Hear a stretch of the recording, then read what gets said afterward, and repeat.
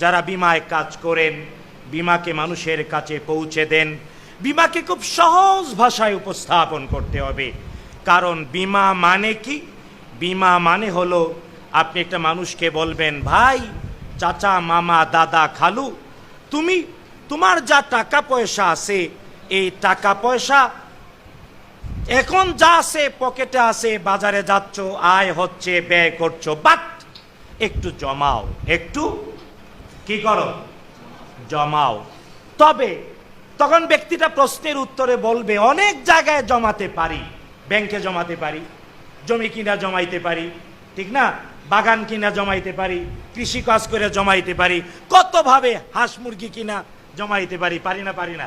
কিন্তু আপনি তখন বলবেন, দেখো, তুমি যে টাকাটা জমাবা, জমানোর প্রক্রিয়াটা ভিন্ন। যদিও জমানোর অনেক প্রসেস আছে, তবে বিমায় যদি তুমি জমাও, তাইলে বিমার জমানোর ব্যতিক্রমী সত্তা হলো, তুমি যত টাকা জমাবা, এই টাকাটা তুমি নির্দিষ্ট মেয়াদ পরে লাভ সহ পাবা, কোনো সন্দেহ নাই।